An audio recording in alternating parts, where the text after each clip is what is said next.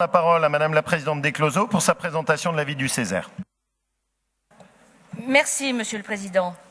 Monsieur le Président, Mesdames et Messieurs les conseillers, vous nous avez sollicité pour formuler un avis sur le rapport proposant l'abrogation de la délibération du 23 novembre 2015 de la Commission permanente du Conseil régional d'Auvergne relative à l'approbation finale du PNR des sources et gorges de l'Allier et le lancement d'un contrat de territoire pour le Haut-Allier.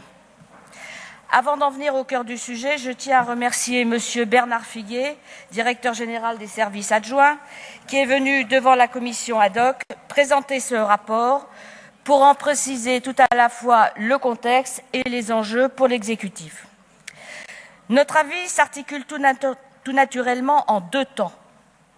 La proposition d'abrogation et la proposition de contrat de territoire conformément aux questions visées dans le dit rapport.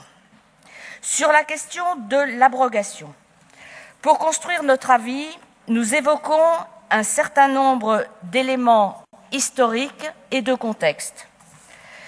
Tout d'abord, en rappelant les positions exprimées par les deux anciens Césaires, Auvergne et Rhône-Alpes, au sujet des PNR en général et du projet du PNR concerné en particulier.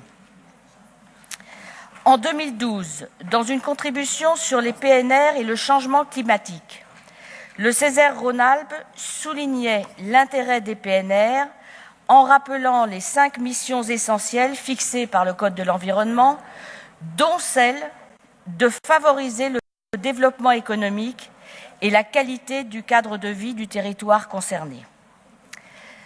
Le Césaire Auvergne, de son côté, a adopté 2 avis à propos de la création du PNR des sources et gorges de l'Allier. Un premier avis favorable au projet de charte du PNR en décembre 2014, dans lequel il précise notamment qu'il apprécie la méthode suivie, laquelle a permis une large concertation des acteurs des différents territoires.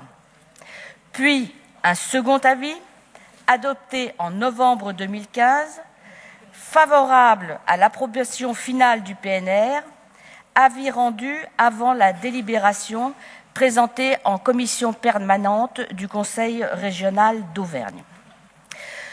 Dans ce dernier avis, il est rappelé que 65 communes du périmètre d'étude sur 88, 10 EPCI sur 12 et les 2 conseils départementaux concernés ont approuvé le projet de charte en 2015.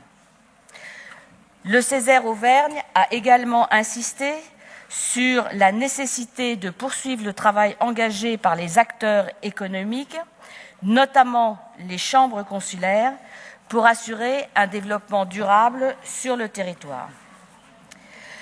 Deuxièmement, nous avons également rappelé les différentes positions exprimées récemment au sujet de la création de ce parc.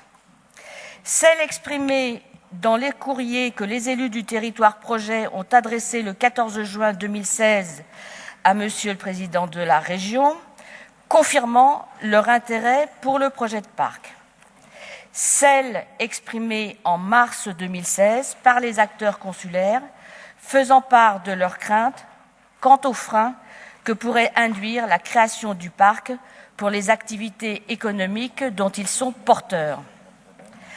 Nous avons rappelé également la position de la commission d'enquête publique qui avait assorti son avis favorable de juin 2015 d'une recommandation où elle, et je cite, « estime que les inquiétudes des agriculteurs et des forestiers doivent être prises en compte » et où elle, je cite à nouveau, recommande l'ajout d'une mesure prévoyant la rédaction d'un document partenarial complémentaire dans les domaines agricoles et forestiers. Et également la position du Conseil national de la protection de la nature du 9 juin 2016, qui, dans son avis favorable, reprend ces éléments en souhaitant, je cite à nouveau, que le dialogue se poursuive et s'améliore avec les chambres consulaires, notamment avec les chambres d'agriculture, partenaires essentiels des parcs naturels régionaux.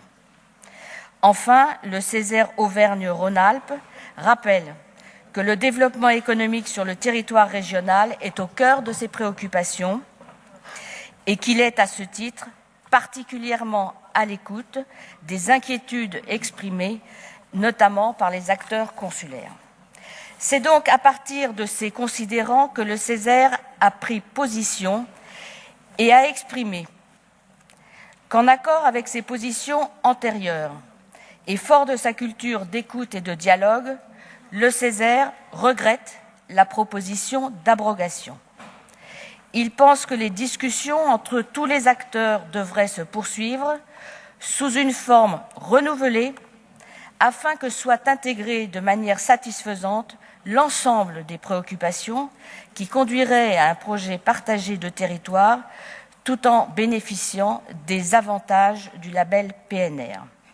Une clarification de la charte dans son application au niveau des actions économiques à travers la signature d'annexes avec les acteurs consulaires devrait permettre de lever les inquiétudes exprimées. En tout état de cause, et dans l'hypothèse d'un lancement d'un contrat de territoire, le Césaire souligne un certain nombre de points de vigilance, au nombre desquels la nécessité que ce contrat de territoire assure la cohérence territoriale des projets soutenus à l'échelle du Haut-Allier, la nécessité que ce contrat inclue et organise l'ingénierie suffisante et pérenne avec les compétences adaptées pour atteindre un projet équilibré et durable de territoire associant tous les acteurs. La nécessité que des critères d'éligibilité pour l'octroi des subventions soient définis afin de favoriser l'émergence de projets porteurs de développement et d'attractivité. En conclusion finale, le Césaire insiste sur la nécessité d'un projet équilibré pour le territoire, construit à partir du plus large consensus possible et répondant ainsi aux attentes de l'ensemble des acteurs. Je vous remercie. Merci beaucoup, Madame Desclosaux. On peut vous applaudir et vous remercier, à la fois pour la prise en compte des enjeux sur l'un et l'autre aspect du projet. Nous vous remercions du travail qui a été fait par le Césaire, et je sais avec des avis et des discussions qui ont été très animées et fertiles, dont d'ailleurs vous nous avez tenus au courant, et je vous en remercie encore.